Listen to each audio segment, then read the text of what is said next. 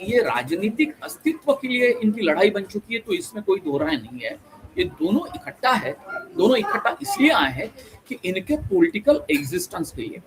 आपको याद होगा कि पिछले कुछ समय में तो कुछ महत्वपूर्ण चुनाव, मतलब पार्लियामेंट के हो, असेंबली के हो, आपको याद होगा कि ये भी राज ठाकरे ने नहीं लड़े थे। इसका मतलब कभी कभी ऐसा लगता था कि राज ठाकरे की पार्टी एग्जिस्ट करती है महाराष्ट्र में, नहीं।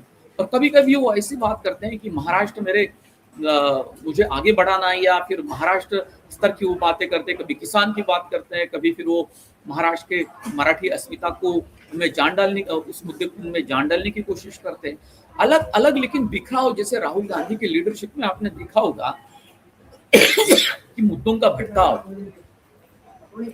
और कंसिस्टेंसी का अभाव, वैसे ही कुछ राज ठाकरे की लीडरशिप में आपको देखने को मिल जाता है। वही राज ठाकरे शुरुआत में कभी मोदी के खिलाफ थे, फिर मोदी के साथ में थे, फिर अभी मोदी के खिलाफ है, ऐसा लगता है। मतलब बीजेपी के खिलाफ लड़ने का मतलब यही है कि वो अमित शाह और नरेंद्र मोदी के खिलाफ है, लेकिन लोकसभा चुनाव में बिल्कुल साथ में थे, विधानसभा चुनाव में तो उनके कुछ कैंडिडेट भी खड़े नहीं थे।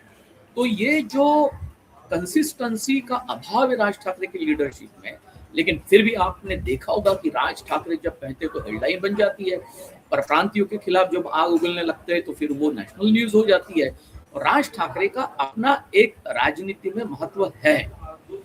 मराठी मुद्दों पे जब भी राज ठाकरे बोलते हैं तब राज ठाकरे लोगों को भाते हैं, लेकिन फिर भी चुनाव में वोट तो नहीं गिरते। अब ये दोनों भाई इकट्ठा आने के बाद में बीएमसी का पूरा समीकरण तो बदल जाएगा। जाहिर सी बात है कि पूरा समीकरण तो बदलने वाला है, क्योंकि एक तरफ एकनाथ शिंदे को ये डर सता रहा है कि कहीं राज ठाकरे और उद्धव ठाकरे इकट्ठा मैदान में आने के बाद में मुंबई के जो मराठी वोट से उनको सेंध लगेगी, और लगेगी भी। लेकिन एकनाथ शिंदे जी को भी आपको अंडर एस्टिमेट नहीं करना पड़ेगा, क्योंकि वह भी पावरफुल हो चुके हैं। मैं कल दादर में सावरकर सभागृह में उनका एक प्रोग्राम था, नगराध्यक्षों का जो चुनाव हुआ उसमें जो जीते थे 63 नगराध्यक्ष, तो वो उनका सत्कार था। और एकनाथ शिंदे ने तमाम लोगों की लिस्ट पढ़ी, हौसला बढ़ाया उनका।